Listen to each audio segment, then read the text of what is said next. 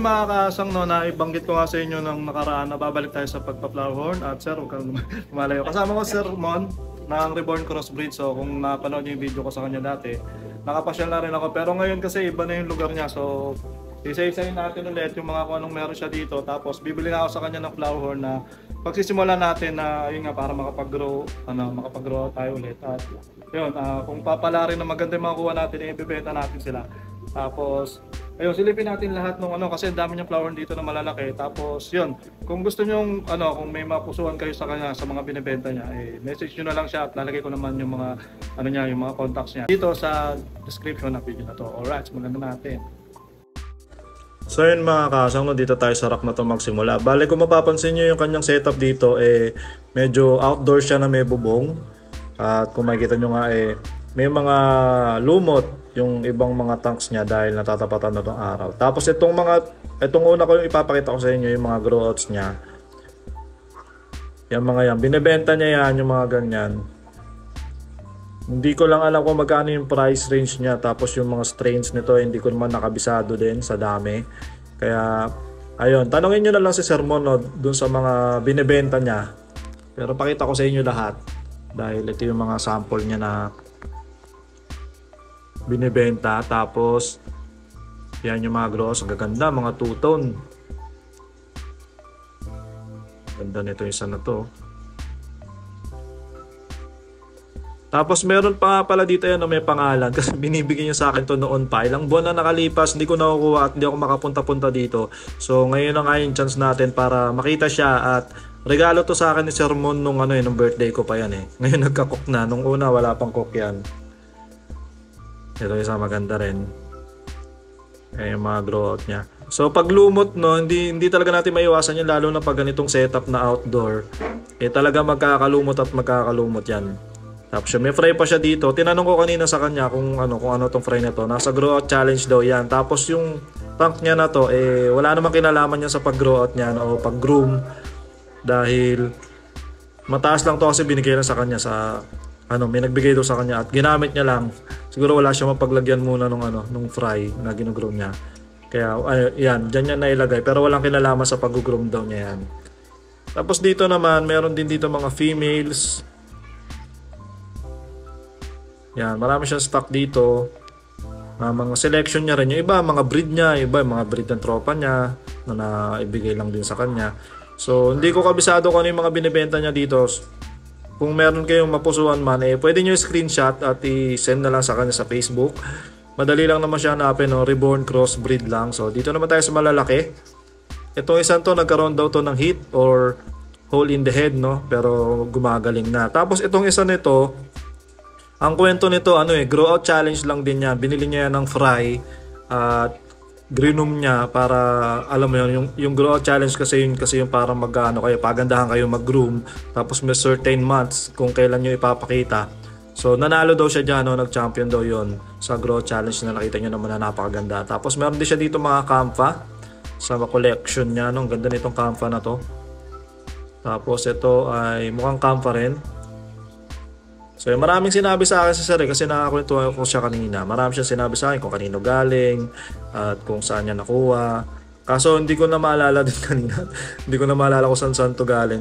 Pero yun nga, nagko-connect talaga kasi siya ng mga flower horn, Yung pagbe-breed niya parang niya lang, parang libangan niya lang talaga. Gusto niya lang marami siyang flower horn. So iba-iba yung mga flower niya dito. Walang laman. Ayun, tapos may isa siyang malaki dito. Grabe laki na ito. Yan, mga collection niya lang yan. Tapos pag naisipan niya i-breed, binibreed niya lang. Tapos pag nakaka-breed siya, kinakal niya. Tapos yun, binibenta niya rin. Pero hindi kasi siya yung tipo na talagang benta ng benta. Tapos yun, itong tuto na ito, ang ganda. Ang laki talaga nito guys. Pag nakita niyo to sa personal, isang dangkal, ang lapad talaga. Ayan, isang dangkal siya tapos malapad siya. Ang laki talaga nito. So yung mga tank na yan, 35 gallons yan. Hindi yan 20 gallons guys, 30 gallons yan, 35. Pero ang lalaki ng mga flower horn niya. Napakita ko na yan dati na maliit. So ngayon, nung bumalik tayo nandiyan pa rin. Tapos ito, mga pet grade. Sa kanya, pet grade to mga ganito. So binebenta niya rin niya ng pet quality. Siyempre, pet price din niya. Hindi yung mga ganong kamahalan na pang mga collectors. Tapos, ayun, marami siyang fry. Ito, fry daw to nung mail kanina. Yan, may mga susunod pa siyang batch dyan. Yan, anak niya yan. May ano na rin pala, no, na-breed niya na rin pala yung malaki na yun. So, may konti siyang fry dito. Tapos, ito, yung mga females niya. Yan, mga females niya na ginagamit niya sa pang-breed. Ito yung nanay ng metalhead. Ito daw golden, nakalimutan ko na. Nakalimutan ko na yung mga tawag. Ito 0.5 daw yan, hindi ko alam kung ano yung 0.5 na yon. Yan, ganda, parang di na flower horn to, parang yung ano na. Ito pala yung nanay nung metalhead, yung meron akong fry niyan dati na grow out na ngayon. Tapos yun, yung mga fry na to, ito yung bibilin ko ngayon. Yan, bibili ako ng 5 peraso dyan. Ito daw yung nanay nun. Tapos yan, meron pa siya mga grow outs dito. Dami niya flower, no? Tsaka lalaki ng tank niya. Ang hirap siguro linisin din ito. So yan, kukuha tayo ng mga fry dyan para ibenta rin. Pero hindi ko muna ibebenta agad yun. I-groom ko muna para maging grow out size. So yun guys, ito yung tatay nung mga fry na kukunin natin. Tama ba sir? Tama. Tapos meron siyang sariling pellet na formulated nila. Available sa Shopee sir, no? Shopee tsaka Lazada tsaka TikTok Shop. yan, Shopee, Lazada, TikTok. Bali, binigyan ako ni sir na isa. Susubukan natin to, no? Papaubos natin to doon sa mga makukuha nating fry. Papakainin natin. Ang solid na ganito lang, hindi ko haluan ng kung anong meron ako doon. Tapos malaman din natin at para makita nyo rin kung ano yung magiging pagbabago ng mga kukunin natin. At yun, so mga hindi makapaghintay na kung anong magiging result doon sa gagawin natin, pwede nyo nang bilhin, Shopee, Lazada, tsaka TikTok Shop. So ayun sir, maraming salamat sa yung bibigay. Tapos pipili na kami doon ng fry na iuwi natin. Kailangan pakita natin nga pala to. Dami mo rin pala naging trophy. Sumali ng boxing.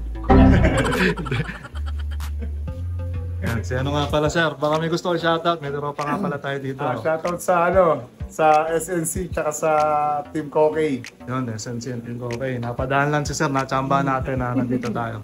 So sir nga pala, baka may mga gusto ko rin shoutout. Ayun lang, shoutout sa Team Kokey. Team Kokey. Tsaka sa Team Negosyo. Team Negosyo, yan. Mga tropa natin. Tapos yun sir, pili na tayo dito. Kuha ko mga 5 lang. Yung mura lang tropa price, okay lang ba? Wala kasi akong pera ngayon Alam mo naman ang buhay natin No. So yun guys, meron pa pala siya dito mga galon sa gilid. Grabe, paikot ng bahay nila. Puro isda ang nakikita ko. Ang ganda, no? Yung DIY nyo na pinapakita sa akin kanina na ano ba tawag dito? Tawag ko dyan. Parang hindi sponge Siphon filter. Siphon filter. Bale, ito yung gamit mo sa mga flower mo, no? Kaya ang dilinis nung ano nila nung mga tank nila. So pakita natin sa rin sa loob. Bale, DIY mo lang to sir? DIY lang kasi titipid ako na. Titipid. Bale, ang mangyayari dyan, ito yung hose. Yung hose niya, pasok lang dito sa pinaka-bottom niya. Ito may butas. May butas. Para humigop siya, no? Tapos yung aeration niya. Ito yung aeration niya. Bale, ito lang yung gumagana dyan na parang, ano ba tawag dyan? Parang sa sponge filter din. Pero nasa loob siya ng isang container na merong lava rock. May higop yung mga... Tapos, ito, para doon sa bottom ng sa loob ng tanksan mo. Sa loob. Bali, ang nangyayari dyan, may parang sponge ka na sa loob. Tapos meron kang aeration. Tapos ito, humihigop to. Malakas ang higop lang. Malakas naman. Depende sa lakas ng aeration mo. Sa dumi, yung dumi kasi ng flower horn, medyo mabibigat siya pero kaya siyang higupin yan. Kaya naman. Basta malakas yung yung aeration. Yung aeration, Kaya ang gamit ko mga compressor. Para malakas talaga. Ito yung sample natin.